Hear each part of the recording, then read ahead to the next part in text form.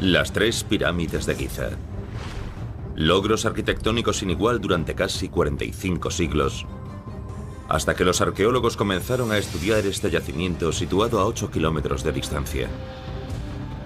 Hoy creen que esta es la ubicación de la cuarta y legendaria pirámide perdida. Una pirámide que fue antaño más alta y grandiosa que todas las demás. Esta pirámide podría ser la más interesante de todas. Según la leyenda, fue construida por un faraón renegado que bañó de sangre su camino hacia el poder y después fue arrasada por la familia del mismo faraón. Se cree que los crímenes que cometió fueron tan atroces que su propio hermano trató de destruir su alma. Asesinato, incesto, megalomanía, conflictos familiares.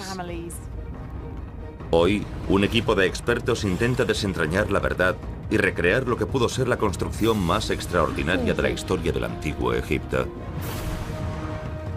Utilizando técnicas científicas del siglo XXI, se remontarán 4 milenios y medio para reconstruir la pirámide perdida.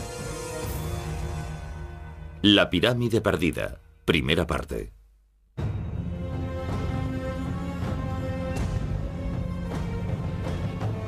Egipto alberga grandiosas maravillas de la antigüedad. En la meseta de Giza encontramos 3 pirámides, construidas por 3 faraones de la misma familia. Padre, hijo y nieto. Khufu, Khafra y Menkaura. Ellos formaron la cuarta dinastía egipcia, una dinastía sin igual. Durante 150 años fueron la familia más poderosa de la historia, la gloria de Egipto, la gloria del antiguo Egipto. En mi opinión, esta fue la Edad de Oro. Siglo 25 a.C. Egipto es la civilización más avanzada del planeta y la pirámide es el símbolo máximo del poder de un faraón.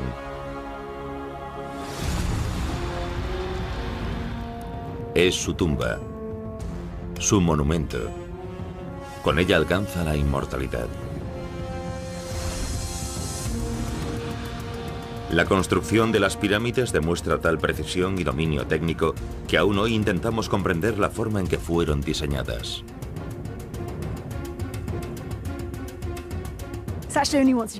Al menos en mi caso, hay que acercarse a los bloques que las forman para empezar a comprender la escala a la que pensaban estos hombres.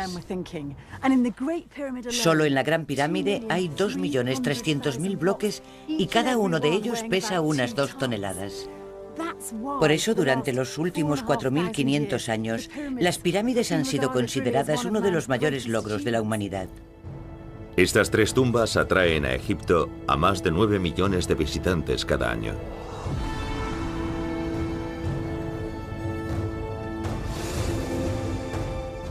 Pero a solo 8 kilómetros de distancia, en un lugar llamado Abu Roash, se están realizando excavaciones en las ruinas de lo que podría ser una cuarta pirámide perdida.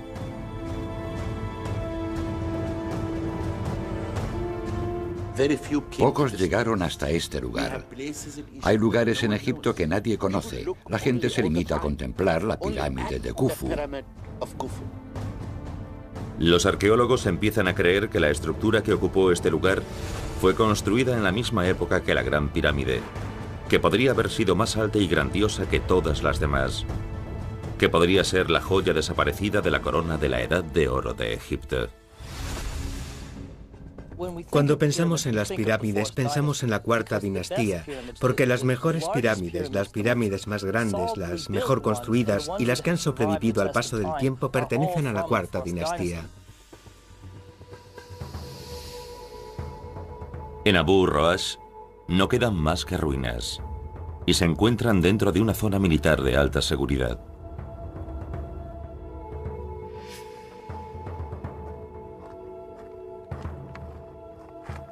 El doctor en arqueología, Michael Balogia, es una de las pocas personas a las que se permite el acceso. Supo de la existencia de estas ruinas en 1995 y desde entonces ha dedicado su vida a desentrañar sus secretos. No había demasiada información procedente de la historia antigua. Por lo que decidí que seguramente era necesario contar con una nueva teoría, una idea nueva, y el primer paso fue, por supuesto, la excavación de la zona.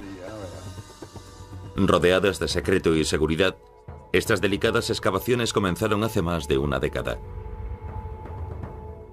Hoy, el Dr. Zahi Hawash, director del Consejo Supremo de Antigüedades de Egipto, ha permitido a un equipo de expertos entrar en el yacimiento y examinarlo por sí mismos.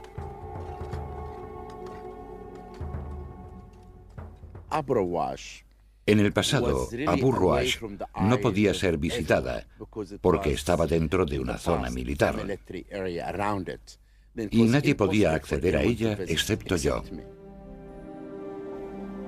El equipo que va a sopesar las pruebas se compone de egiptólogos y arqueólogos de todo el mundo. Lo más interesante es que se trata de un monumento completamente desconocido para la mayoría, e incluso para los especialistas en egiptología es algo así como un enigma. Solo un puñado de personas ha visitado la zona. Muy pocas personas tienen acceso a la zona, así que poder ir y ver esta fantástica tumba es un gran privilegio y un honor. Me interesa mucho ver a Abu Roash. Nunca he estado allí y me gustaría comprobar lo grande que es, qué aspecto tiene, en qué medida fue terminada.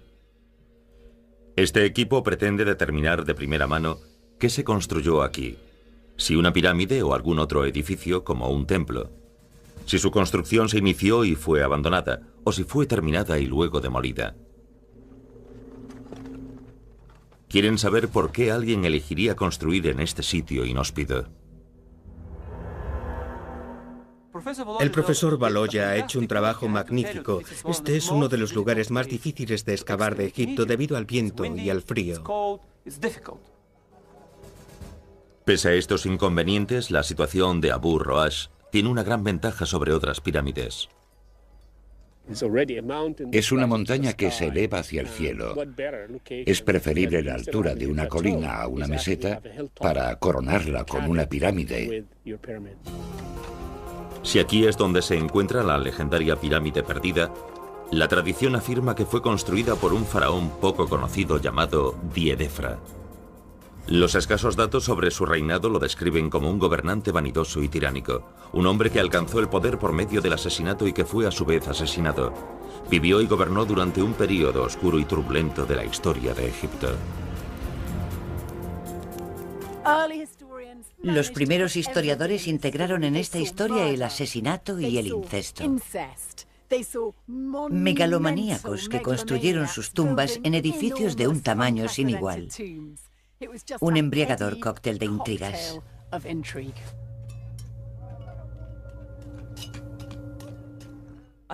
Creo que esta investigación de la pirámide perdida de Diedefra es un ejemplo fascinante de lo que aún queda por descubrir sobre Egipto.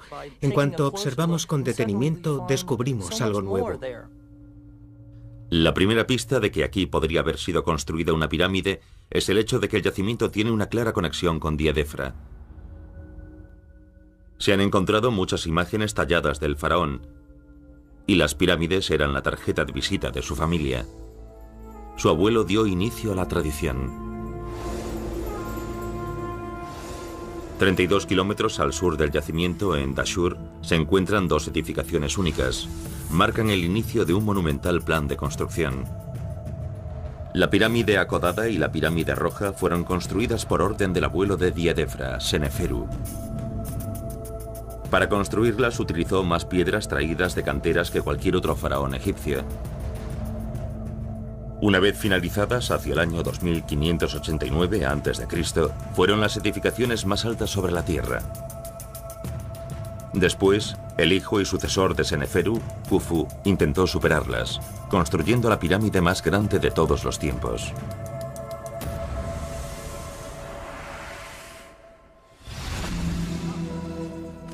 Su construcción estaba muy avanzada cuando nació su nieto Diedefra. Creció con 3 hermanos que desempeñarían un papel decisivo en su vida. Su hermano mayor, Kawab, un hermano menor llamado Khafra y una hermana, Eteferes. Hemos olvidado lo rápido que estas personas tenían que crecer. Si tu padre era el faraón, nacías con un cometido. Cualquier descendiente, especialmente si era un varón y era hijo de una de las reinas más importantes, sabía desde el primer día que cuando su padre muriese, tenía que estar listo para gobernar. Diedefra tenía en su padre Khufu a un terrible modelo. Según el folclore egipcio, Khufu fue un gobernante tiránico y temido, obsesionado con su propio legado. Sirva como ejemplo uno de los despiadados métodos que empleó para obtener la piedra con que construir su pirámide. Sabemos mucho sobre Khufu, por lo que contaban de él durante el Imperio Antiguo. Incluso sabemos que una de sus hijas se prostituía y pedía a sus clientes que le llevasen una piedra para construir la pirámide de su padre. Para sus descendientes, los actos de Khufu definen el modo en que deben comportarse como políticos, como gobernantes y como constructores. Para construir su propia tumba, Khufu levantó la Gran Pirámide, y los faraones posteriores lo imitaron. Diedefra es el único miembro de la dinastía de Khufu cuya pirámide nunca ha sido encontrada. Diedefra debió de construirse una pirámide. Este hombre gobernó justo en la etapa central de la cuarta dinastía. Su abuelo Seneferu fue el mayor constructor de pirámides de todos los tiempos, y su padre construyó la más grande. Diedefra, posiblemente el mismo día en que ocupó el trono, proyectó la creación de su propio templo de la resurrección. Nuestros arqueólogos han de retroceder en el tiempo para desentrañar la historia de este yacimiento y de la gente que construyó aquí hace 4500 años. Pretenden contemplar esta edificación a través de los ojos de sus constructores. Quieren averiguar cómo se creó y qué tesoros pudo haber albergado. Solo mediante un examen forense, escrutando el entorno y antiguos textos en busca de indicios, lograrán reconstruir la pirámide perdida.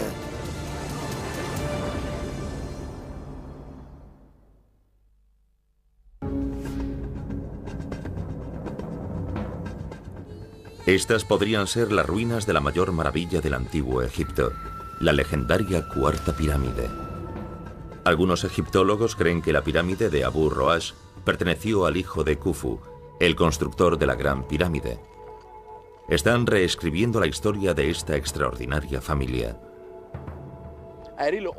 En mi opinión, hasta ahora nadie ha logrado comprender nada acerca de la familia de Khufu. Un equipo de arqueólogos lleva más de una década excavando aquí. Si lo que han averiguado es correcto, podría transformar lo que sabemos sobre la Edad de Oro de Egipto. ¿Se trata de una pirámide perdida? Y si lo es, ¿por qué no es en la actualidad más que un montón de ruinas? Si esto fue antaño una pirámide, debería ser posible recrear con bastante exactitud el aspecto que tuvo, ya que todas las pirámides de esta época parecen haber sido construidas según un conjunto de principios. Las primeras pistas se pueden encontrar en Saqqara. En este lugar se encuentra la pirámide egipcia más antigua conocida. Cada pirámide posterior se basó en ella. Se trata de un proyecto verdaderamente experimental para su época. Esta es la pirámide escalonada, mi favorita. La primera pirámide de piedra, la original, el prototipo, por así decirlo, que provocó la creación de más de 100 pirámides en Egipto. Lo fascinante es que entre su construcción y el reinado de Diedefra transcurrieron solo 50 años. Antes de eso, los faraones eran enterrados en una sencilla cámara rectangular llamada mastaba. En una mastaba se construía un templo al nivel del suelo sobre una cámara mortuoria. La pirámide escalonada marca un importante avance con respecto a este sencillo diseño rectangular. La pirámide escalonada nos muestra la evolución de los antiguos egipcios, ya que podemos ver cómo se transformó la forma de la pirámide hasta convertirse en el modelo de la cámara mortuoria de un faraón. Podemos ver que se originó como una mastaba y también su proceso evolutivo, similar a un juego de construcción. Mastabas situadas una sobre la otra hasta que surge la forma de la pirámide, casi como 6 escalones hacia el cielo. Para el equipo de arqueólogos que intenta averiguar qué se construyó realmente en Abu Roash, los túneles bajo la pirámide escalonada albergan la pista más importante. Hasta el momento se han descubierto en ella más de 5,5 kilómetros de túneles. Algunos conectan las cámaras mortuorias de la reina del faraón y sus hijos. Otros fueron abiertos por los ataques de los saqueadores de tumbas. Y todavía hay muchos pasillos y túneles que aún no han sido descubiertos. La propia existencia de estos túneles nos dice algo importante sobre la esencia de una pirámide. Son de hecho los pasillos de un palacio. Más que una tumba, este era el hogar del faraón en la otra vida. Diseñó la pirámide como un palacio, pero lo más importante es que su cámara mortuoria es como el dormitorio de este palacio. La cámara mortuoria se encuentra justo bajo la cúspide de la pirámide. Aunque ha sufrido algunos desprendimientos, su techo sigue elevándose más de 30 metros sobre el lugar en que descansa el sarcófago del rey. Nos encontramos en la cámara mortuoria más sorprendente jamás construida, donde el rey Djeser, o Djoser, segundo rey de la tercera dinastía, fue enterrado en este sarcófago hace 5.000 años. Se puede ver cómo fue construido bajo la pirámide y también dentro de la pirámide. Todas las pirámides del Imperio Antiguo, Abu Roash, Giza y Saqqara, todas ellas comparten algo. Contienen túneles, pasillos y grandes cámaras. Si observamos esta gran cámara, es similar a Abu Roash, una cámara de gran altura que se adentra en la subestructura de la pirámide, lo que nos muestra que se basaban en la misma idea. Abu Roash parece contener un espacio casi idéntico. Sin una estructura que lo cubra, tiene el aspecto de un pozo de 20 metros de profundidad.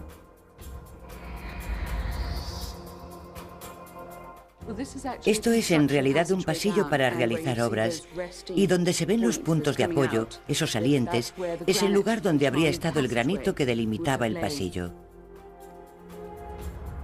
Durante su construcción, se accedía a la cámara a través de unos anchos túneles que se reducían una vez concluido el trabajo. En una pirámide terminada, el pasillo hasta la cámara mortuoria se reducía tanto como fuese posible. El pasillo tuvo que ser mucho más estrecho, solo lo bastante ancho para lograr introducir un sarcófago. Se trata de una impresionante obra de ingeniería, extracción y construcción. Se puede ver claramente una serie de marcas en las piedras que forman estos muros. Muestran que otros han excavado en este lugar desde que la cámara fue sellada.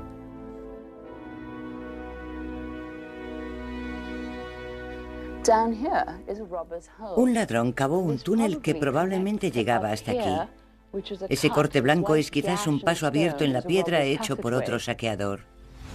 La riqueza de los enterramientos egipcios es legendaria, y la posibilidad de conseguir oro ha atraído siempre a los saqueadores de tumbas.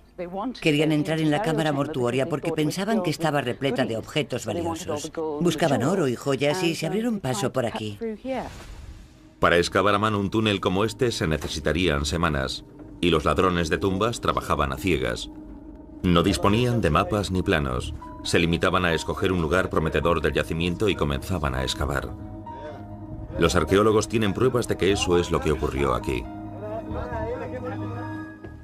Aquí los saqueadores cometieron un error. Siguieron descendiendo más y más y probablemente perdieron una semana o dos de trabajo. Alguien tuvo que enfadarse mucho, ya que no consiguieron dar con la zona de la cámara mortuoria. Pero el hecho de que los ladrones se tomasen la molestia de excavar, junto con el túnel de acceso de los trabajadores, son pruebas fehacientes de que se trataba de una cámara mortuoria. Si así fue, habría tenido sus propias medidas de seguridad. En Giza, en la Gran Pirámide, es posible hacerse una idea de cómo podrían haber sido protegidos los tesoros de Abu Roash.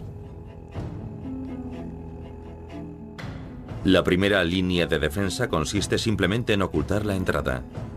Los 4 lados parecen idénticos, por lo tanto, para encontrar la pequeña entrada habría que retirar cientos de bloques de piedra.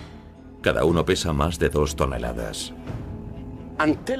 Hasta el siglo IX no se conocía la entrada principal a la pirámide. No pudieron hallarla. El sueño de cualquier faraón era construir una cámara mortuoria segura en la que los saqueadores de tumbas no pudiesen entrar. Aún así, no resultaría sencillo impedir que alguien intentase robar las riquezas de un rey. Al igual que en Abu Roash, estas piedras muestran indicios de esos intentos, pese a la presencia en estos muros de advertencias de protección mágica. Los constructores de tumbas confiaban también en una barrera bastante más sólida. Cualquier intruso que ascendiese por el pasillo hacia la cámara mortuoria encontraría su camino bloqueado por losas del material más duro que los egipcios podían trabajar: el granito. Bajaron los bloques de granito hasta este lugar. Aquí hay uno. Aquí un segundo bloque. Y un tercero aquí, que sellaban la tumba del rey para la eternidad. Pero en la práctica, ni siquiera esto daba resultado. Claro que no. Todas las pirámides fueron saqueadas. Al igual que en la Gran Pirámide, en Abu Roash, hay también grandes bloques de granito que aparentemente funcionaban como barreras. Parece que no sirvieron más que para retrasar a los decididos ladrones que simplemente excavaron en torno a ellas. Excavaron la piedra caliza, que ofrece mucha menos resistencia, en paralelo al pasillo, evitando el granito y descendiendo después para enfrentarse a él solo una vez. De hecho, seguramente lo evitaron por completo, cavando un túnel por debajo. Todas las pistas indican que esta era la cámara funeraria de Diedefra y que fue saqueada hace mucho tiempo. Nada queda de lo que había aquí, fuese lo que fuese. Esto demuestra que Diedefra fue enterrado aquí con todos sus adornos funerarios, porque de lo contrario, ¿por qué intentar robar una tumba vacía?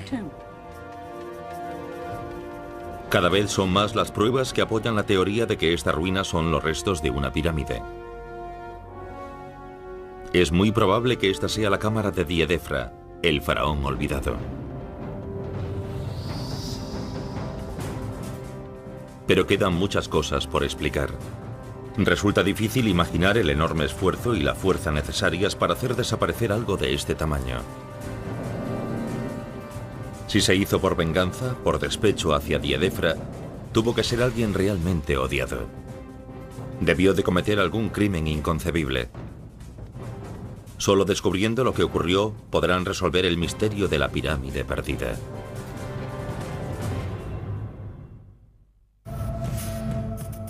Abu Roash, una desolada colina a solo 8 kilómetros de El Cairo y de las grandes pirámides de la meseta de Giza. Un lugar sumido en el misterio. Un equipo de arqueólogos intenta averiguar si este es realmente el lugar donde construyó la pirámide más alta de Egipto un faraón renegado. Un hombre que, según se cree, fue borrado de la historia por su propia familia.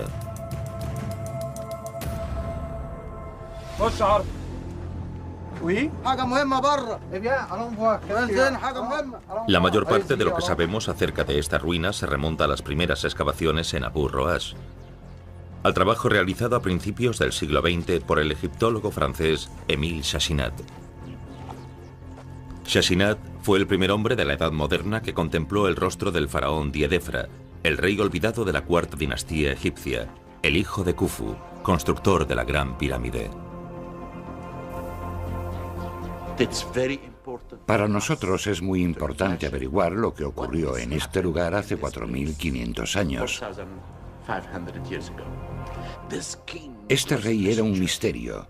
No sabemos nada sobre él.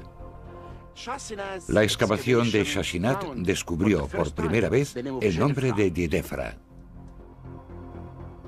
Los textos antiguos aportan escasos datos acerca de Diedefra, solo que gobernó durante 8 años. Pero en sus excavaciones, Chassinat descubrió más y más imágenes del faraón, todas rotas. Poco a poco comienza a sospechar que son pistas sobre un oscuro secreto de la Edad de Oro de Egipto. Lo que encontró: estatuas dañadas, completamente destrozadas, estatuas de sus hijos, 3 estatuas de Diedefra destruidas por completo. Según la tradición del antiguo Egipto, una estatua real es como un ser vivo. El espíritu del fallecido mora en su estatua, por lo que destruyendo sus estatuas se puede destruir literalmente su existencia, su otra vida por toda la eternidad. Se nos puede convertir en un no ser, no solo en la tierra, sino en la otra vida y por toda la eternidad. Por tanto, profanar una estatua equivale a maldecir la figura que representa. Se trata de un ataque contra el alma. No son solo objetos decorativos o conmemorativos. Su función es apoyar el culto al rey. Si acabas con sus estatuas de culto, dejan de cumplir su función, y entonces ya nadie alimenta el espíritu de Diedefra, por lo que morirá de nuevo en el más allá. Es la muerte definitiva. Los arqueólogos están convencidos de que la destrucción de las estatuas ha de ser un castigo por algún horrible crimen. Alguien intentó condenar a Diedefra a un olvido eterno.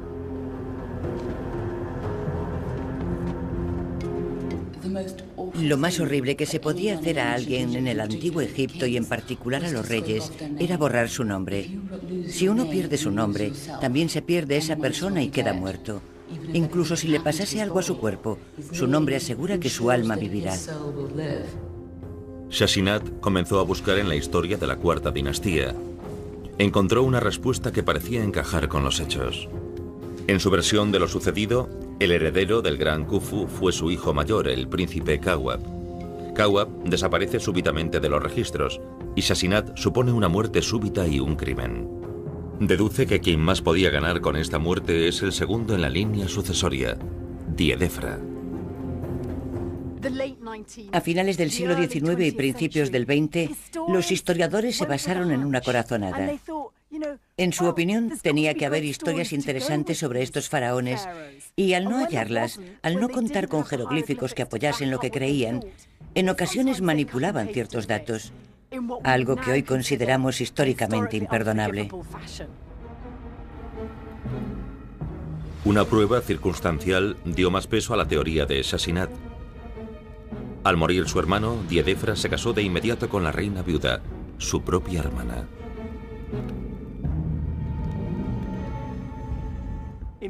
Emil Shashinat tomó esta idea y construyó una historia policial. Diedefra mató al sucesor legítimo, se hizo con el poder y abandonó Giza. Según esta teoría, cuando Diedefra comienza a construir en Abu Roash, es asimismo asesinado por su hermanastro. Este hermano restablece el orden mediante la construcción de su pirámide en Giza, junto a la de su padre, y se venga de un modo terrible de Diedefra, destruyendo su nombre, su imagen y su alma. Toda esta historia surge de las deducciones de Shashinat. Descubrió estas estatuas rotas y se dijo: ah, sí, quizá Diedefra se convirtió en rey después de asesinar a su hermano mayor, Kawab, pero él mismo perdió el poder, tal vez por un golpe de estado dirigido por Khafra, su hermano menor. Así que pasa de ser una figura enigmática a una especie de villano. Habiendo respondido a sus propias preguntas, Shashinat pierde interés por la historia y se traslada a otros yacimientos más ricos y más famosos. Durante los siguientes 100 años, Abu Roash permanecerá cerrado y abandonado. Ahora los arqueólogos contemporáneos deberán separar la realidad de la ficción.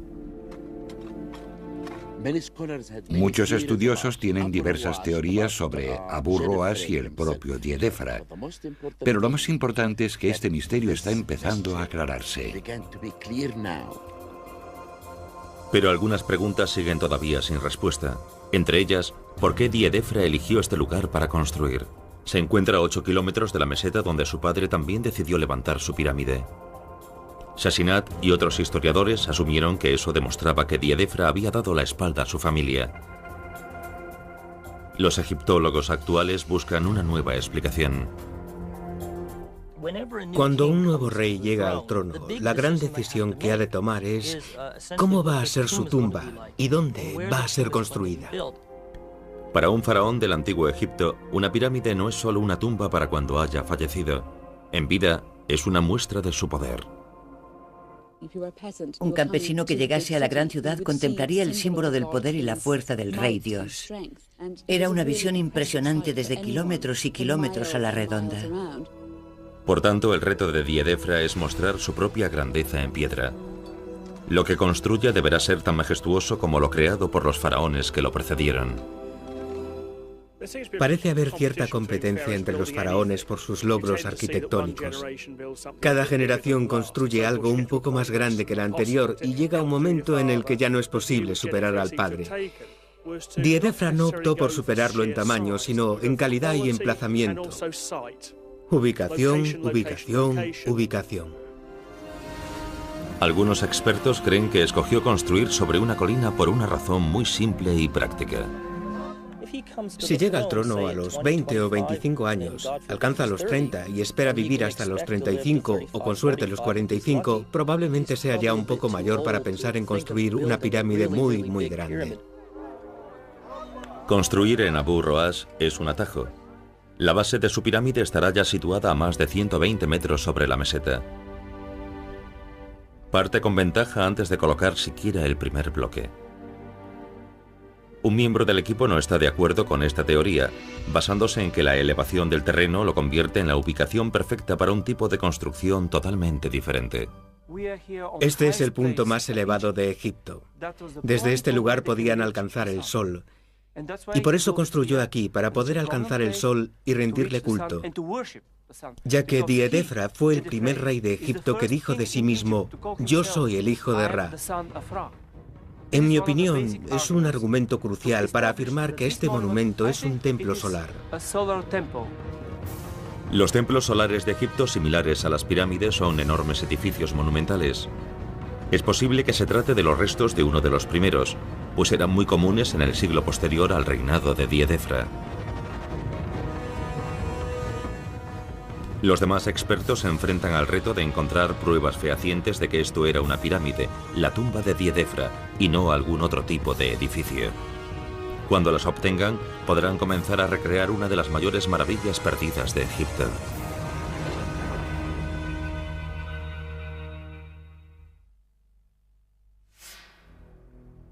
En la actualidad, el yacimiento de Abu Roash es una excavación arqueológica al borde de una zona militar muy protegida. Pero hace unos 4.500 años era una zona de construcción. Bajo las órdenes del faraón Diedefra, cientos de trabajadores trasladaban piedras de 2 toneladas de peso, 400 metros, desde el fondo del valle hasta la cima de la colina. Los constructores de Diedefra se enfrentaban al reto de construir una estructura que, cuando estuviese terminada, superaría en altura a cualquier otra en la historia de Egipto. El reto de los arqueólogos contemporáneos es determinar con exactitud qué era esta estructura y qué le ocurrió. Por el momento no son más que ruinas sobre la cima de una colina. Es muy difícil saber a qué edificio pertenecían en un principio, y los arqueólogos llevan años intentando averiguarlo. Era la primera vez en la historia de Egipto que se intentaba construir algo de esta magnitud sobre una colina. Los ingenieros se enfrentaban a una tarea sin precedentes que requería la utilización de ingentes recursos. Hay que tener en cuenta que una pirámide no es solo un montón de piedras situado en medio del desierto. Forma parte de un conjunto arquitectónico, administrativo y económico más amplio. Junto al complejo de la pirámide se encontraría una ciudad de la pirámide. Las viviendas de los trabajadores, talleres, dormitorios, graneros, almacenes, todo tipo de edificios distintos que formarían, de hecho, una pequeña ciudad. Cuanto más sepa el equipo acerca de esta operación logística, mejor podrá comprender la verdadera naturaleza y la magnitud de lo que se construyó aquí. Para considerar este yacimiento una pirámide habría que contar con ciertos rasgos esenciales. De hallarlos habríamos avanzado algo. Afirmaríamos que en este lugar hubo antaño una pirámide. La cartografía por satélite indica la existencia de una calzada elevada artificial. Se trata de una rampa gigante con dos posibles funciones. Podría ser el camino por el que el faraón comenzaba su viaje hacia el más allá. Pero antes de eso, era la ruta principal por la que las piedras llegaban al lugar. Al observar un mapa del satélite, podemos ver aquí una pendiente muy empinada. De hecho, si avanzásemos solo unos cientos de metros hacia aquí, llegaríamos al borde de un precipicio. Los ingenieros egipcios sabían por experiencia que una pendiente superior al 7% era demasiado inclinada para sus equipos de transporte. Pero los lados de esta colina son casi el doble de inclinadas. Lo que hicieron fue poner en práctica la mejor alternativa. Construyeron una calzada elevada con una inclinación menos pronunciada hasta el valle, bordeando el límite de esta gran pendiente. Los antepasados de Diedefra conferían un importante significado religioso a la forma en que se construía una calzada elevada. Según la tradición, debía ir de este a oeste siguiendo la ruta del sol. Los egipcios orientaban sus pirámides según los puntos cardinales y, por supuesto, el oeste era significativo porque allí muere el sol y era donde uno debía ser enterrado para poder renacer en el este. La calzada elevada que se construyó aquí medía más de 1,5 kilómetros. Es con mucho la más larga jamás descubierta del antiguo Egipto. No se trata de algo sencillo. La forma en que se construyó esta calzada no tiene precedentes. Es algo increíble. Tuvieron que superar el hecho de que fuese una montaña. Para coronarla con esta pirámide tenían que disponer de una calzada muy larga para transportar las piedras hasta la cima. Pero lo más sorprendente es que está orientada de norte a sur. Los primeros egiptólogos aprovecharon esta excepción a la regla como una nueva prueba de que Diedefra se había alejado de su familia.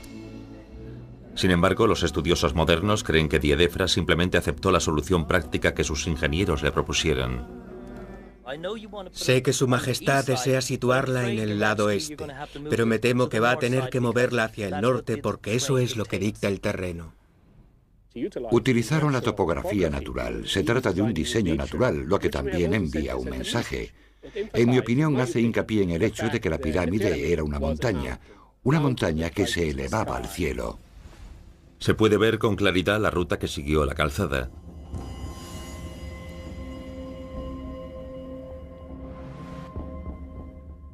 Si la seguimos por el terreno, conduce a una cantera que sigue todavía en uso después de 4.500 años.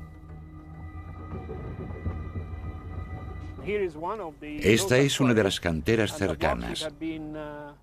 Los bloques habrían sido cortados aquí y luego transportados hasta las caras de la pirámide, allá arriba.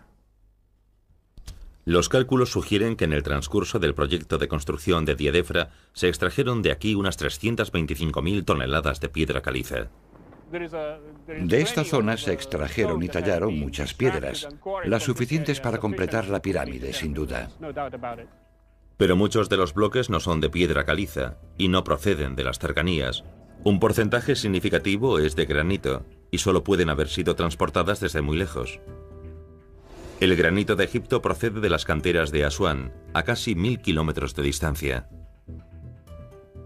Los faraones lo transportaban por el río Nilo utilizando grandes barcazas.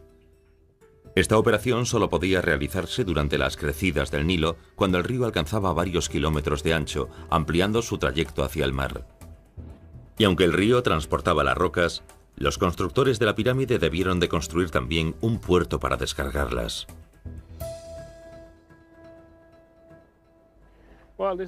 Resulta muy emocionante, ya que este parece ser el lugar donde estaba el puerto, muy cerca de la entrada a la depresión que se encontraba al final de la calzada. Por eso es este lugar tan interesante. Afortunadamente no han construido en él, por lo que incluso podemos ver que es una zona baja que habría formado parte de una instalación portuaria que habría estado conectada con el Nilo por un canal.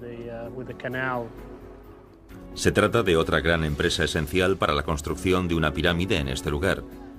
Para trasladar la piedra desde el río hasta la colina tuvieron que abrir canales.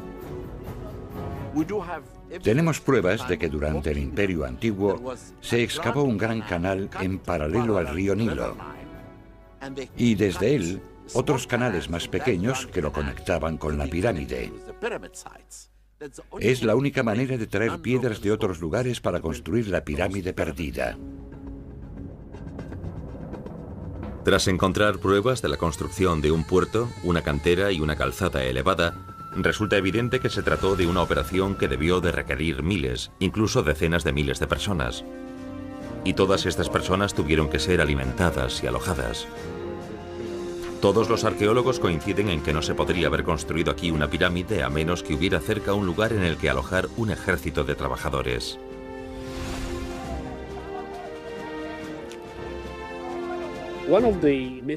Uno de los misterios es el paradero de la aldea o el pueblo de los trabajadores, que tuvo que albergar a miles de personas que trabajaban en este proyecto. Ignoramos el paradero de estos elementos de la pirámide que tienen que haber existido. Varios estudios e investigaciones han señalado la ubicación más probable del campamento de los trabajadores. Esta es la actual Abu Roas. Eso significa que este lugar posiblemente tenga 45 siglos de antigüedad. Aunque todo rastro de ella está enterrado fuera del alcance de los arqueólogos, pueden recrear fielmente qué aspecto tuvo, regresando de nuevo a las excavaciones que rodean las pirámides de la meseta de Giza. Este campamento albergó a quienes construyeron la Gran Pirámide, solo una generación antes de Diedefra. Abarcaba más de 15 hectáreas y disponía de dormitorios para 6.000 personas. Tenía su propio sistema de saneamiento y la calle pavimentada más antigua del mundo ha sido descubierta aquí. Sabemos por textos de la época qué tipo de personas habitaban estos campamentos. Una combinación de conscriptos y artesanos cualificados organizados en grupos de trabajo y alimentados con raciones de acuerdo con el trabajo que desempeñaban. Eran jóvenes en la flor de la vida que trabajaban para el elegido, el faraón, el hombre más poderoso de la tierra. Y trabajaban a las órdenes de capataces que eran los mejores en su campo. El mejor albañil, el mejor arquitecto. Era importante cuidar de estos trabajadores. Para transportar toneladas de piedra has de gozar de buena salud. Todas las pruebas disponibles indican que lo que se llevó a cabo en Abu Roas fue un importante proyecto de construcción, una empresa de dimensiones comparables a lo que vemos en la meseta de Giza. En este punto, la mayoría de los miembros del equipo están convencidos de que se trataba de una pirámide, la pirámide perdida de Diedefra.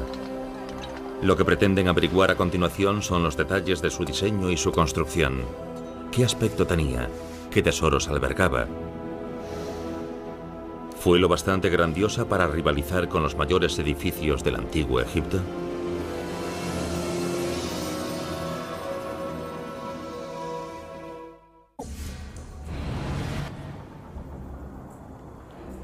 Ocho kilómetros al norte de la meseta de Giza, los extraordinarios descubrimientos de una década de excavaciones están siendo revelados al mundo. Construido en la cima de una colina de 120 metros de altura en Abu Roas, el edificio que se levantó aquí alcanzó, según se cree, una altura mayor que la Gran Pirámide, el edificio más alto del mundo durante casi 4.000 años. Al lugar han acudido varios expertos para investigar su construcción. Queda claro desde un principio lo ingenioso de construir en este lugar.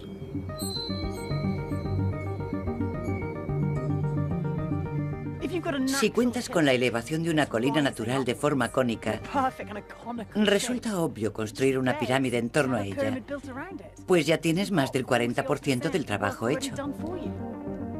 Gracias a este afloramiento rocoso, la pirámide cuenta con unos cimientos y una estructura interna prefabricados por la naturaleza. Quizá fue una de las razones que permitieron a Diedefra confiar en que podría terminar su tarea, ya que parte del trabajo ya estaba hecho. Un práctico atajo que, sin embargo, también plantea otros problemas. Los trabajadores pronto se dan cuenta de que la colina de piedra alrededor de la cual construyen no es lo bastante resistente para soportar el edificio que pretenden levantar en la cima. Superan el problema con una solución de vanguardia del siglo XXV a.C. Aplican tonelada tras tonelada de un revestimiento formado por yeso, arena y agua, el material más parecido al hormigón del que disponían los egipcios.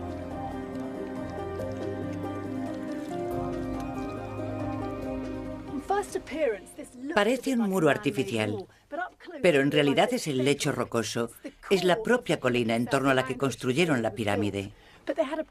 El problema es que se desmenuza en cuanto lo tocas, así que intentaron reforzarlo con yeso, de ahí estos refuerzos.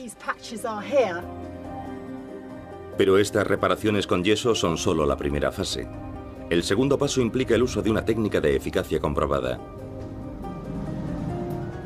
Una forma de construir inventada por los antepasados de Diedefra en Saqqara, 24 kilómetros al sur. Se utilizó en la primera pirámide egipcia, la pirámide escalonada, construida casi un siglo antes. ¿Por qué la pirámide escalonada ha resistido también el paso del tiempo y ha conservado su forma? Su secreto reside en estas enormes losas de mampostería. Descubrimos que están inclinadas hacia adentro y hacia abajo, hacia el centro de la pirámide. Si se produce algún movimiento que pueda dañarla, la pirámide cae hacia el interior y por lo tanto conserva su propia estructura. Esto nos ayuda a entender cómo se construyó en Abu Roash. La mampostería inclinada refuerza la pirámide en la cima de la colina de Abu Roash para proporcionarle más durabilidad y estabilidad. Pero los constructores no quieren correr riesgos. Complementan esta técnica con una propia.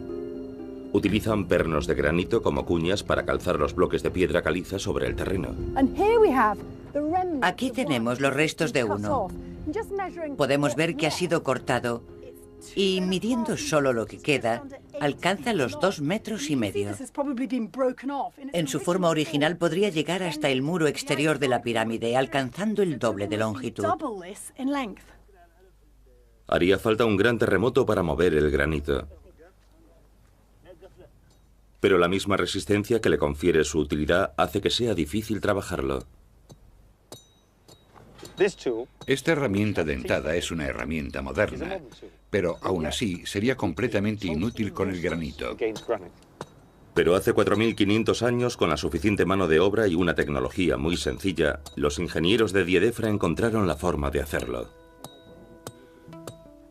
Voy a cortar este extremo con una sierra, pero antes que nada tenemos que marcar una línea en la piedra.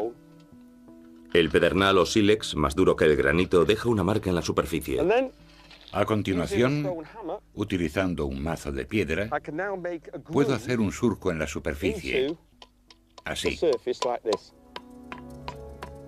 Las sierras de cobre eran las mejores disponibles en el siglo XXVI a.C. Pero el cobre por sí solo no corta el granito, así que se aplica un peso al mango y se vierte la arena en el surco de la sierra. Los cristales de cuarzo de la arena se incrustan en la hoja y crean un filo resistente y abrasivo.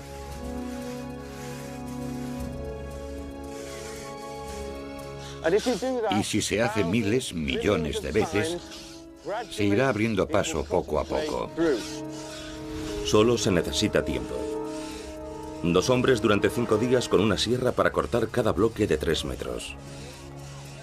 Esta tarea requiere una enorme cantidad de mano de obra, pero en este lugar hay mucho más granito del necesario para construir únicamente pernos o cuñas. Por lo tanto, esta piedra tuvo que ser usada para otra cosa. El equipo ha llegado a la conclusión de que esta piedra pesada y difícil de trabajar fue utilizada a una escala sin precedentes en una hazaña calculadamente audaz. Cuando llegas aquí te das cuenta de que hay grandes rocas de granito esparcidas como cascotes, muy diferentes a otras. Apreciamos sus vetas rosadas características y si dejo caer agua sobre su superficie polvorienta, vemos el aspecto que tenía antaño, cómo brillaba bajo la luz del sol y también lo liso que es. Esto no es un fragmento de un perno de refuerzo, fue pulido para recubrir la pirámide. Una cubierta de granito en lugar de la piedra caliza local tenía sin duda que destacar. Transportado y tallado sin reparar en gastos y pulido para que brillase bajo el sol. Un símbolo evidente de riqueza, estatus y poder. Teniendo en cuenta lo costoso que era, la cantidad de mano de obra que requería, la distancia desde la que se traía y lo complicado que era conseguir este material, utilizar gran cantidad de granito en una pirámide representaba lo mismo que chaparla en oro. Otros siguieron los pasos de Djedefra. 20 años más tarde, su sobrino construye la tercera de las pirámides de Giza. No intenta igualar la escala de las grandes pirámides anteriores. En vez de eso, toma la construida por Djedefra como modelo. Esta es la pirámide de Menkaura y podemos ver en su base los impresionantes bloques de granito de color rosa que utilizaron. Lo más interesante es que sabemos por los fragmentos de granito encontrados en Abu Roash que Djedefra también utilizó granito en el exterior de su pirámide. Así que fue en gran medida el precursor de este uso del granito. Su pirámide fue el prototipo. Se inspiró en Khufu y la perfeccionó. Khufu utilizó granito en la Gran Pirámide para recubrir su cámara mortuoria. Djedefra utiliza esta exquisita piedra y la sitúa en la parte exterior de su pirámide. Menkaura aplica aquí la idea de su tío.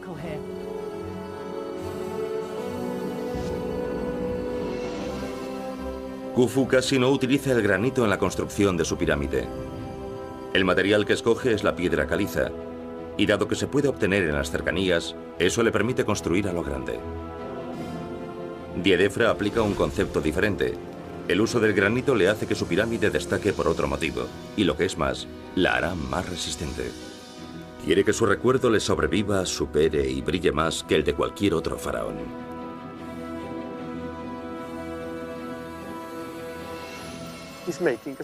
Cubriéndola con granito decía: voy a tener una pirámide que va a durar más que la de mi padre. Cubrir toda una pirámide con granito sería imposible de costear. Menkaura recubrió solo el tercio inferior de la suya. Pero si los expertos averiguan qué altura alcanzó el granito y consiguen calcular la altura de la pirámide de Djedefra, habrán logrado una imagen completa del exterior de la pirámide. De las que han llegado hasta nuestros días, esta es la losa situada a más altura entre las que una vez recubrieron la parte inferior de la pirámide. Yo diría que está a unos 6 metros del suelo, pero creemos que la cubierta de granito pudo alcanzar hasta 13 metros de altura, por lo que el granito que cubría la parte inferior de esta pirámide habría alcanzado más del doble de esa altura. Debería ser fácil calcular la altura de la pirámide si sabemos el tamaño de su base y el ángulo de inclinación de sus lados. Pero los arqueólogos que la estudian se enfrentan a un enigma. Algunas de las piedras parecen haber sido cortadas en un ángulo que crearía una pendiente extremadamente pronunciada. Un edificio así no solo sería muy complicado de construir, también sería muy inestable. Pensaron que era una pirámide de 64 grados porque encontraron algunos bloques del primer nivel. Y creyeron que pertenecían a la cubierta de piedra. Para los primeros egiptólogos, esta pendiente de 64 grados explicaba por qué la pirámide no ha llegado hasta nuestros días. En un vano esfuerzo por construir algo más impresionante que lo anterior, Djedefra se excedió y su pirámide simplemente se derrumbó. Pero nuestro equipo ha llegado a una conclusión más lógica. Si estas piedras estaban inclinadas hacia abajo como las piedras de los cimientos en un ángulo de 12 grados, las caras de la pirámide se elevarían en un ángulo de 52 grados, el mismo que la Gran Pirámide. Por lo tanto, tenemos los 64 grados, restamos los 12 grados de los cimientos y obtenemos una inclinación de 52 grados hasta la cúspide. Exacto. Trabajando sobre esta base es posible calcular la altura de la pirámide. Se eleva 67 metros sobre la colina. En su cúspide, como en la de cualquier pirámide de esta época, se colocaba un piramidión, cuya función era similar a la de un pararrayos que concentrase la magia de la estructura. En el yacimiento de la pirámide roja de Dashur han reconstruido uno de estos objetos.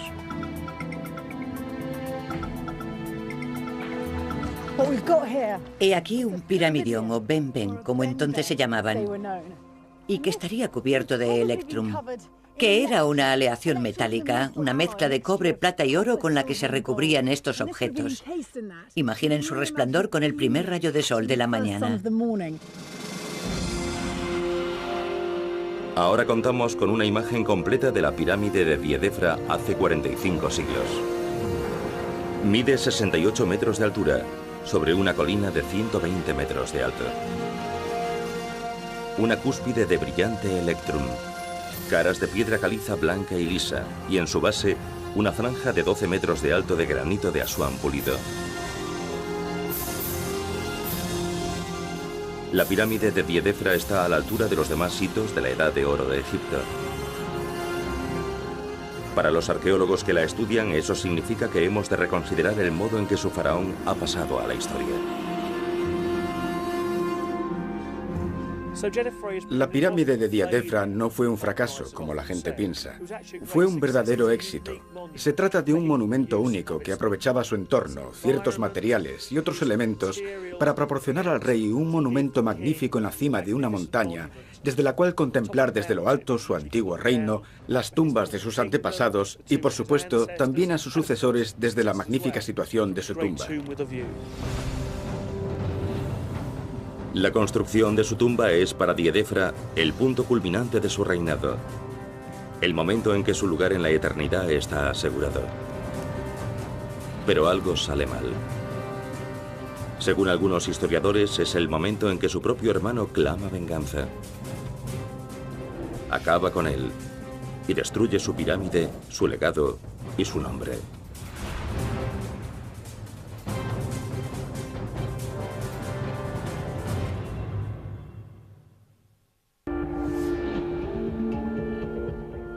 Ocho kilómetros al norte de las pirámides de Giza, un equipo de arqueólogos investiga la que, por lo que ahora saben, podría ser la pirámide más alta de Egipto.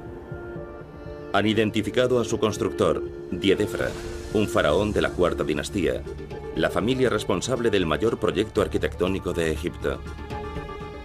Ahora intentan averiguar la razón de su destrucción. Algunos historiadores imaginaron en el pasado una sucesión de acontecimientos. Diedefra comete algún crimen imperdonable contra su familia y en venganza lo matan y destruyen su tumba. Esta teoría se basa en las numerosas estatuas rotas descubiertas en el yacimiento y el concepto del antiguo Egipto, según el cual dañar una estatua maldice el alma del retratado. Basándose en los hallazgos realizados a principios del siglo XX, estos historiadores imaginaron una situación dramática. Imaginaron al rey Diedefra como un renegado con instinto asesino que mató a su hermano y que se casó con su esposa para poder subir al trono. Tras un breve y desastroso reinado, fue asesinado por su hermano menor, el príncipe Khafra. A continuación, Khafra alcanza la gloria construyendo la segunda pirámide y, según pensaban, la Esfinge de Giza. Restableció el orden regresando junto a su padre al lugar que Diedefra había rechazado. Pero los expertos actuales no parecen dispuestos a aceptar sin más estas conclusiones. Lo que se daba por hecho al pensar en Diedefra, que podría haber roto toda relación con su familia, iniciado un nuevo culto y escapado tras asesinar a algunos de sus hermanos. No hay pruebas que apoyen todo esto. La mayor parte de la información sobre la historia de Egipto se basa en las excavaciones realizadas hace 100 años, cuando los métodos científicos no eran tan precisos ni tan avanzados como ahora. Los estudiosos a menudo escribían historias más interesantes, pero no siempre se basaban en hechos históricos. La decisión de Diedefra de no construir su pirámide en la meseta de Giza no es una prueba válida de una disputa familiar.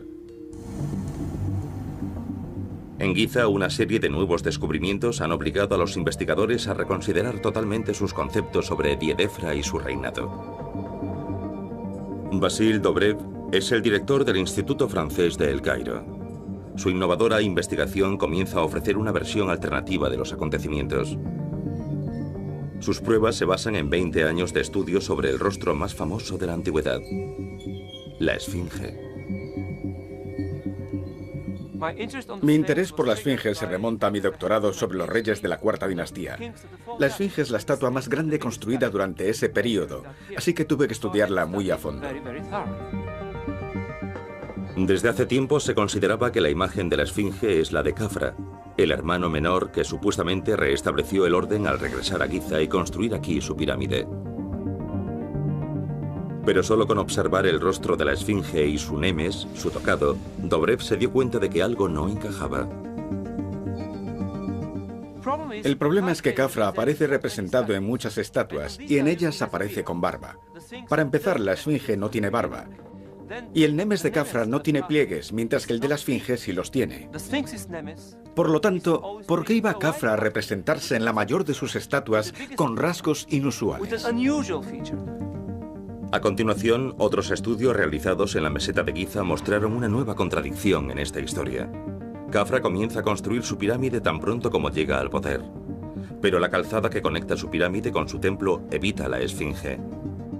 Eso significa que la esfinge ya se encontraba ahí. Cuando Khafra construyó los templos de su pirámide y la calzada, ya existía la esfinge, ya que tuvo que evitarla. Su calzada se dirige bruscamente hacia el sur, por lo que su templo, el eje de su templo, la entrada a su templo funerario, se encuentra más al sur, lo cual es algo excepcional. Según investigaciones arqueológicas recientes, la esfinge es más antigua que la pirámide de Khafra, por lo que hemos de reconsiderarlo todo y preguntarnos, si no es Khafra, ¿quién es? Dobrev lleva años planteándose esa pregunta. ¿A qué faraón representa realmente la esfinge? Ha llegado a la conclusión de que lo más parecido a la esfinge es esta estatuilla. Esta pequeña imagen ha permanecido intacta durante 45 siglos. Según se cree, es la única imagen contemporánea del padre de Diedefra, el constructor de la Gran Pirámide, el faraón Khufu. Khufu nunca aparece representado con barba. Por eso creo que es más probable que sea él. Pero no hay pruebas de que la esfinge fuese construida por orden de Khufu. Todas las pruebas escritas apuntan a que Khufu estaba tan obsesionado con la construcción de la Gran Pirámide que nunca habría destinado recursos a otro proyecto importante. Y más si tenemos en cuenta que el coste de la Gran Pirámide resultó ruinoso para su país.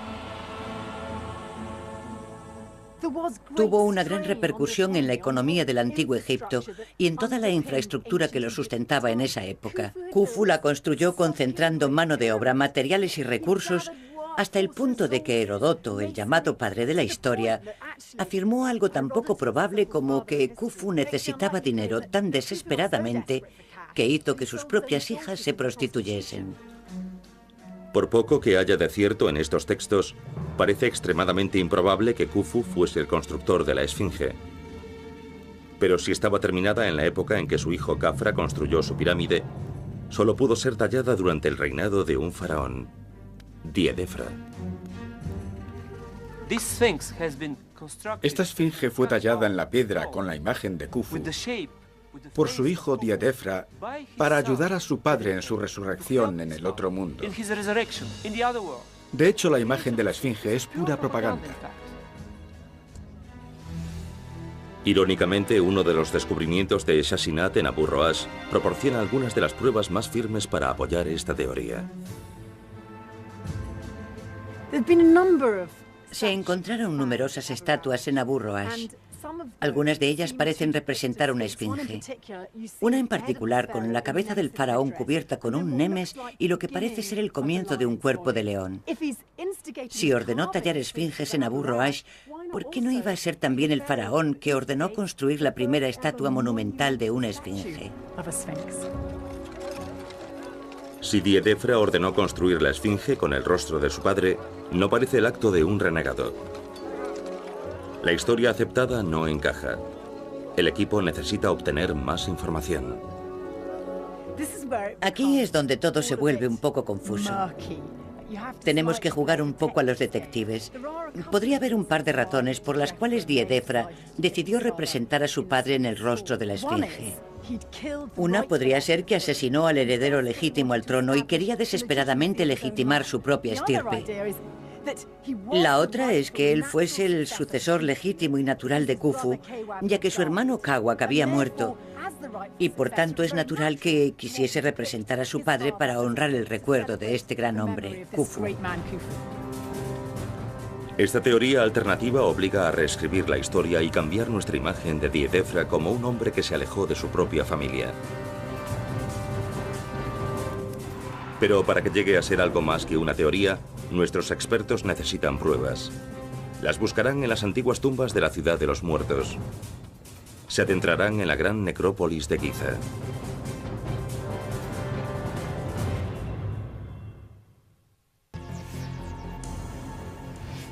En el interior de una zona militar de acceso restringido se encuentran las ruinas de Abu Roash, en la cima de una aislada colina. Aquí un equipo de arqueólogos estudia los restos de una pirámide construida para rivalizar con la gran pirámide de Giza del faraón Khufu. Khufu y su familia serán recordados.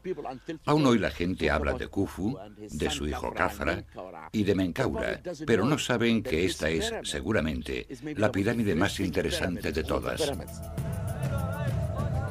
Fue construida por Diedefra, uno de los hijos de Khufu, y el equipo está tratando de descubrir la verdadera historia de su vida. Su búsqueda los lleva a algunos de los más extraordinarios edificios que esta civilización haya construido. Diedefra ha sido considerado un villano durante mucho tiempo, un hombre borrado en la historia de Egipto durante generaciones por matar a su hermano para hacerse con el poder.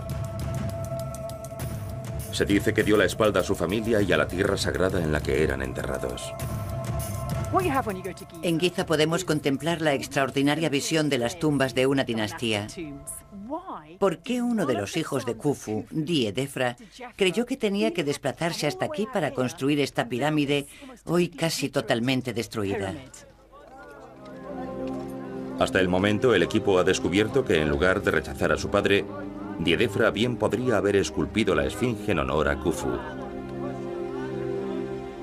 Junto a la pirámide de Khufu se han encontrado nuevas pruebas que apoyan esta idea. Este lugar contenía uno de los más fabulosos presentes funerarios de la historia del antiguo Egipto. Una barca sagrada.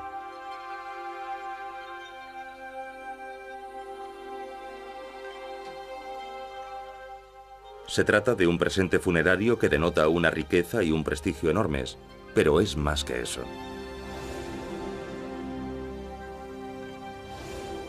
Salima Ikram ha viajado 32 kilómetros hasta Saqqara. Aquí los llamados textos de las pirámides, un conjunto muy complejo de jeroglíficos, explican el significado de la barca como presente funerario. Los barcos eran muy importantes en el antiguo Egipto. Era el principal modo de transporte atravesando el río. Pero un barco también permitía al rey unirse al dios Sol. Para ello necesita un barco en el que poder viajar del alba al ocaso. El nombre de la persona que ofreció este barco a Khufu tras su muerte para facilitar su viaje a la otra vida permanece aún visible en la pared de este foso. Está escrito en un cartucho, un antiguo sello egipcio, descubierto aquí por el doctor Zahi Hawass. Aquí se puede ver el cartucho. Diet, F, Ra. El cartucho demuestra que fue Diedefra quien mandó excavar este foso. Fue un hijo que honró a su padre. Esto contradice todo lo que la historia ha afirmado tradicionalmente sobre esta familia. Se puede oler la historia de la familia de Khufu. La presencia de esta marca en el foso de la barca es la prueba definitiva de que Diedefra no abandonó intencionadamente Giza, ni tampoco a su padre. Cuando Khufu murió, Diedefra quiso decir a todos: yo soy su hijo. Yo soy el rey después de Khufu. Por esa razón, hizo depositar el cuerpo de su padre dentro de la pirámide, esa barca, e incluso sus cartuchos, para decirnos que todo estaba bien.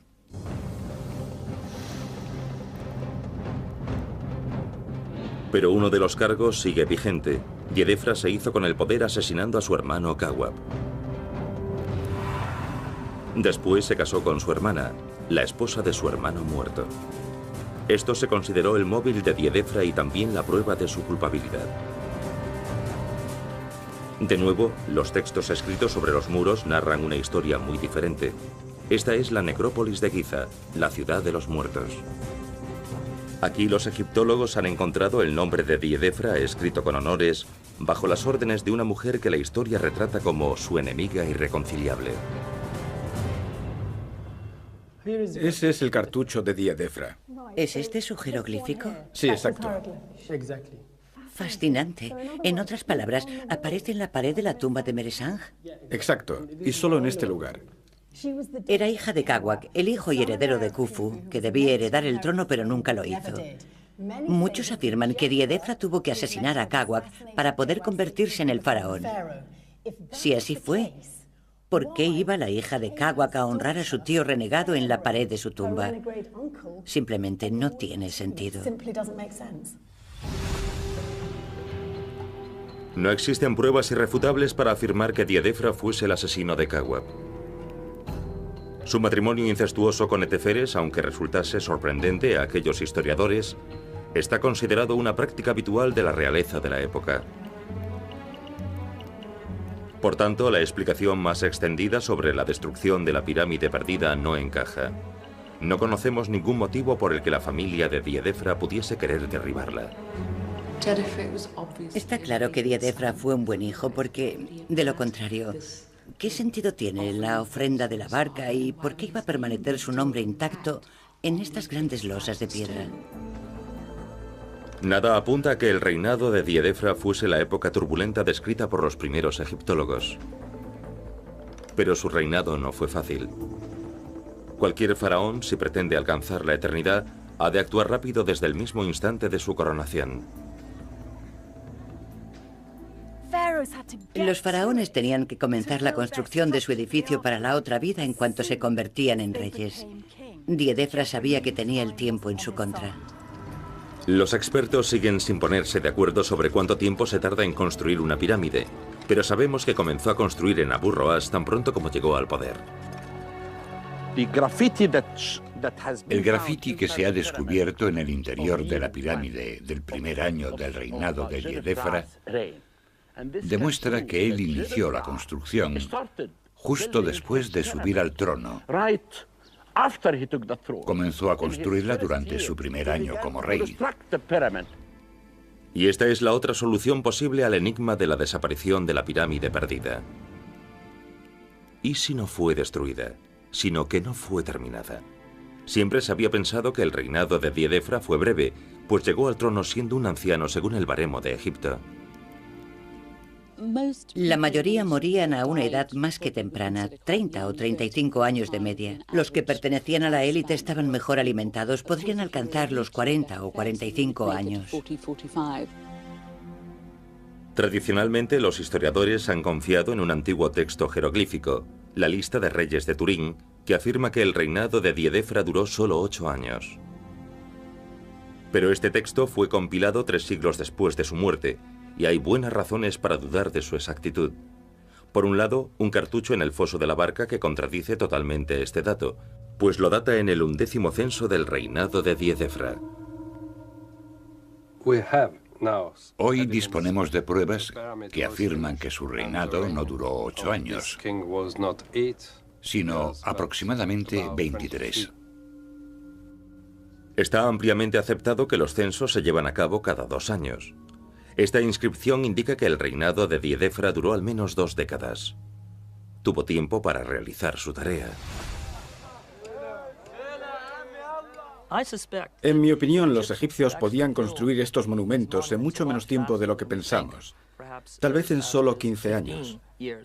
No hay razón para pensar que Diedefra no pudiese haber construido su pirámide, si no por completo, sí en gran parte.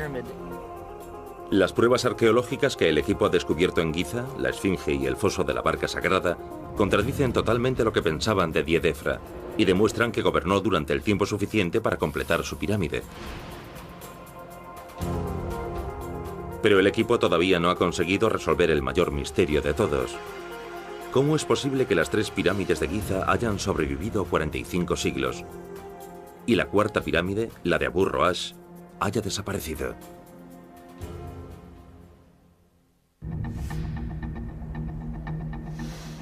Las ruinas de Abu Roas ya han sido identificadas como los restos de una pirámide. El yacimiento se encuentra en el Bajo Egipto, a 8 kilómetros de Giza y de la tumba del gran faraón Khufu. Se creía que la pirámide perdida había sido construida por Diedefra, el hijo de Khufu, y destruida después como venganza por los crímenes que cometió contra su familia. Los primeros arqueólogos interpretaron los descubrimientos que hicieron aquí de modo que apoyasen esta teoría. Se trata de un elaborado relato de asesinato e intrigas en el Palacio Real, disputas familiares e ira entre Khufu y su hijo Diedefra. Y este se marcha enfadado a Abu Roas, no porque fuese un lugar inmejorable, sino porque está enfadado con su padre. Y entonces el honrado Khafra sube al trono y todo se soluciona. Pero las excavaciones más recientes demuestran que casi todo lo que se pensaba sobre este yacimiento y Diedefra era erróneo. Se creía que las estatuas rotas encontradas esparcidas por el suelo eran pruebas de la caída en desgracia de Diedefra. Según esta versión de los hechos, Khafra, otro hijo de Khufu, asesinó a su hermano y luego saqueó a Abu Roas, destruyendo la pirámide y destrozando sus estatuas en un intento deliberado por acabar con el alma de Diedefra. Existen casos en los que es evidente que las estatuas han sido atacadas con el propósito de mancillar el recuerdo de alguien. Cogían un cincel y se ensañaban con sus rasgos faciales. Les sacaban los ojos, les arrancaban la nariz, les cortaban las orejas, etc., de un modo que parece injustificado. Pero parece excesivo interpretar cualquier daño como un acto deliberado de sacrilegio. Estas estatuas tienen 4.500 años de antigüedad. No fue algo personal contra Diedefra, no hay ningún indicio de que fuesen atacadas intencionadamente, simplemente se rompieron algunas estatuas. El modo en que los arqueólogos tradicionales interpretaron estas estatuas dice mucho acerca de lo que querían creer, pero no nos permite acercarnos a la figura de Diedefra.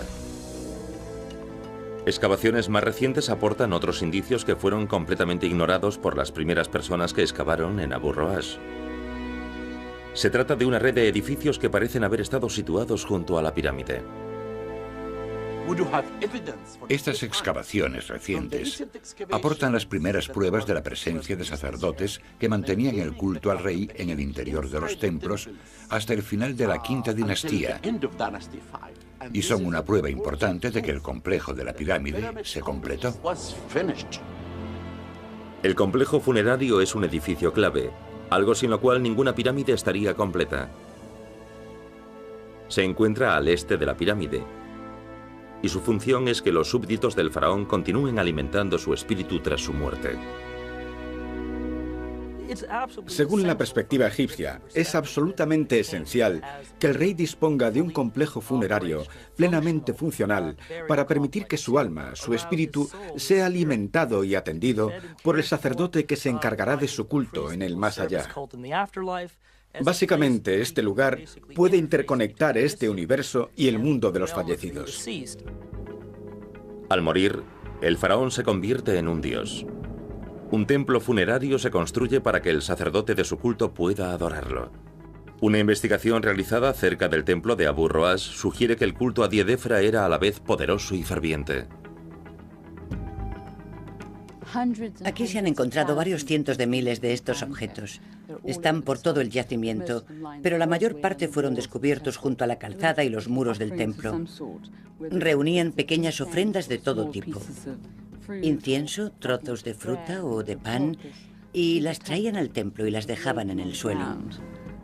Es evidente que fue enterrado aquí, porque el culto a Diedefra se prolongó durante mucho tiempo. Lo consideraban el patrón de esta zona.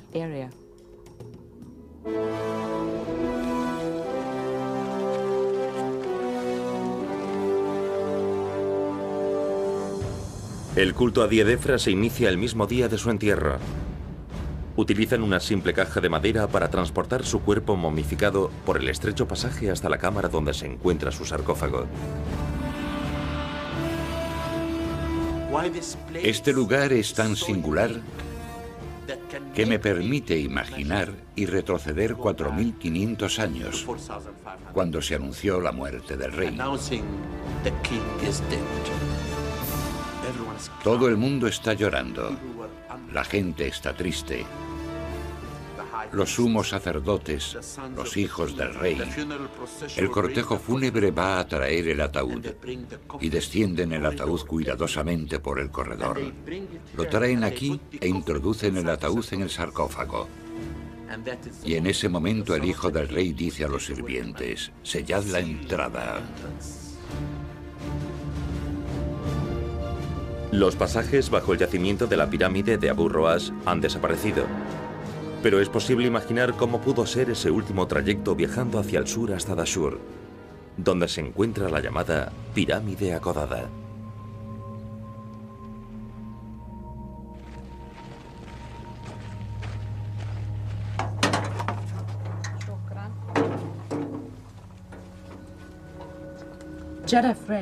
El funeral de Diedefra tuvo que ser una experiencia muy intensa, con este pasaje tan inclinado y estrecho por el que habrían bajado su ataúd para introducirlo en su sarcófago, con sacerdotes cantando y orando, incienso, personas vertiendo aceite y después la complicada tarea de bajar el ataúd con el rey en su interior por este corredor tan inclinado. Para los sacerdotes, tuvo que ser una situación terrible intentar bajar el ataúd por un corredor tan inclinado y resbaladizo, guardando el respeto al rey, y a continuación inclinarse aún más en señal de respeto. El paso al otro mundo comienza en total oscuridad.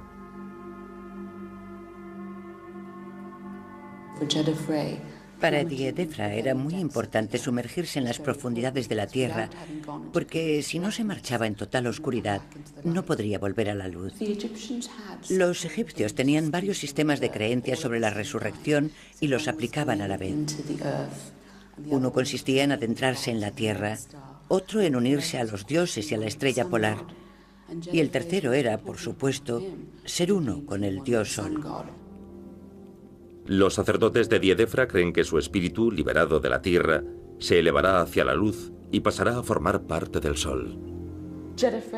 Diedefra es el primer rey que incorpora el nombre del dios Sol, Ra, a su propio nombre, y también es el primer rey que se considera a sí mismo directamente el hijo del dios Sol. Diedefra creó un vínculo que perdurará hasta mucho después de su muerte y de que el gobierno de su familia haya terminado. El faraón y el sol, majestuosos y todopoderosos, la fuente de la luz, la vida y la riqueza de Egipto. Es quien introduce el título Hijo del Dios Sol, que se convertirá en un modelo para el título de los reyes de Egipto durante el resto de la historia faraónica. 12 años de arqueología han reescrito la historia de la pirámide de Diedefra y descubierto su verdadero legado. Pero si el complejo de la pirámide de Diedefra fue terminado y su culto siguió siendo popular durante siglos después de su muerte, el principal misterio aún no ha sido resuelto. Los arqueólogos aún han de averiguar cómo esta grandiosa estructura fue reducida a las ruinas que vemos hoy.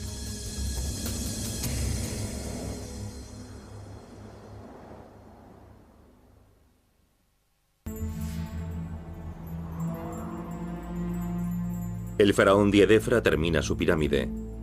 Es adorado como una poderosa deidad. Después de él, todos los faraones se harán llamar hijos del dios Sol.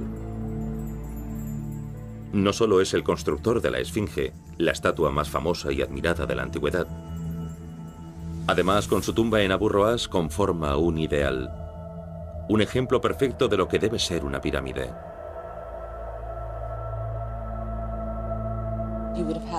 Su base de color rojo, después la brillante piedra caliza blanca y la parte superior, quizá de basalto o de granito, y recubierto de oro y electrón. 3 colores con un intenso poder simbólico. Al construir sobre una colina, los ingenieros de Diedefra logran una importante victoria para su señor, pues consiguieron una pirámide que superaba ligeramente en altura a la gran pirámide de Giza. Es una asombrosa hazaña de ingeniería. Solo llevaban unos 50 años construyendo pirámides. Aún estaban comenzando a desarrollar sus conocimientos. Y sin embargo, La Gran Pirámide de Giza y la Pirámide de Abu Roash son prácticamente idénticas con respecto al nivel del mar. Una línea trazada entre sus dos ápices marca el límite norte de la zona en que se encuentran estas pirámides. En menos de un siglo se construirán más de 100 estructuras similares entre este lugar al norte y Dashur. Ahora sabemos que la pirámide de Djedefra se mantuvo en pie, finalizada y activa como un importante lugar de culto hasta mucho tiempo después de la muerte del faraón. Su pirámide fue probablemente mucho más impresionante de lo que pensamos. La antigua teoría de que no fue más que un misterioso malvado con una pirámide hecha a pedazos que había que olvidar, sencillamente no fue así. Los arqueólogos han ido despojando capa tras capa de su mito para descubrir la verdadera historia de este lugar y el hombre responsable de su construcción. Pero aún han de averiguar qué ocurrió finalmente. ¿Por qué su magnífica pirámide fue reducida a escombros? Un sencillo objeto que se encuentra en un almacén en Giza podría responder a esa pregunta. Contamos con este maravilloso mazo realizado a partir de un fragmento de madera noble. Es un ejemplo típico del tipo de herramientas utilizadas en el Egipto faraónico, aunque irónicamente, según el Dr. Baloya, no se utilizó para construir la pirámide de Djedefra, sino para destruirla. Data del período romano y fue utilizado por los albañiles que llegaron para desmantelar la pirámide, con el fin de reutilizar sus bloques.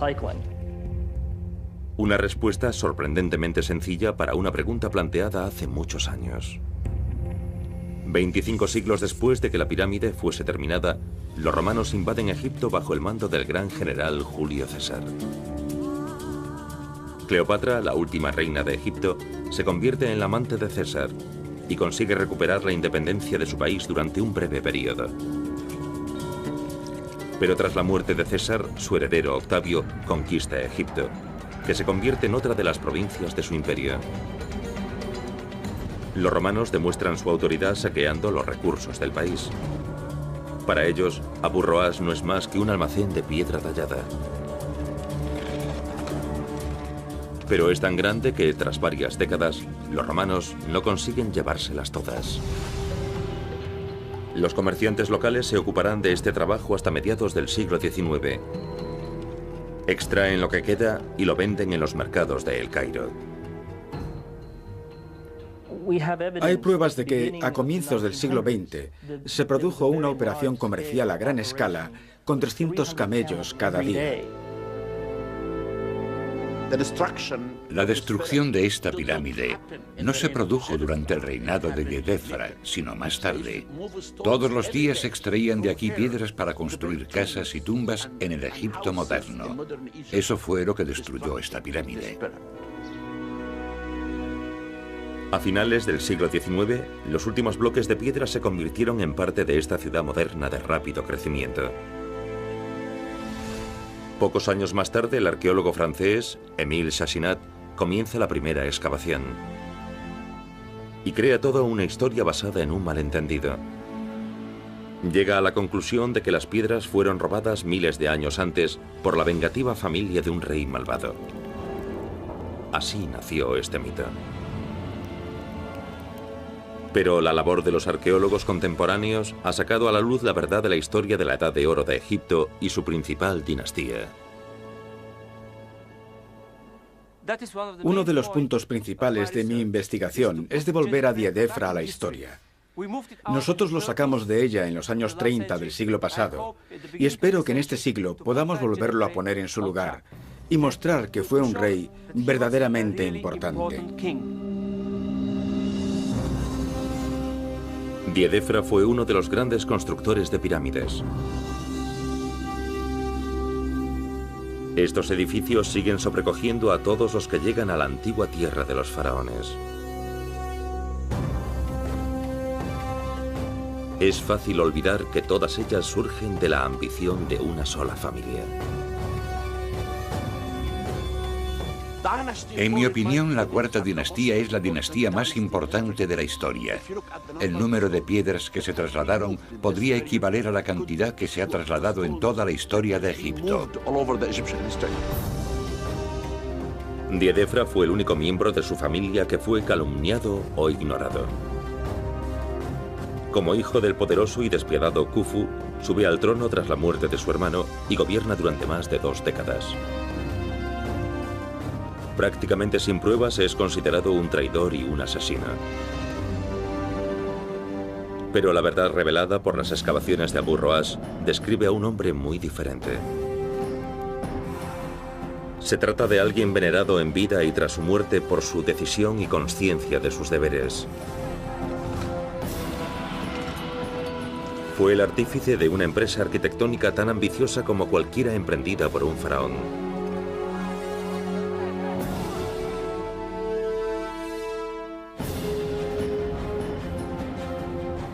Su obra, finalizada y admirada, lugar de peregrinación durante siglos, fue mientras estuvo en pie la pirámide perfecta. La pirámide perdida ha sido encontrada.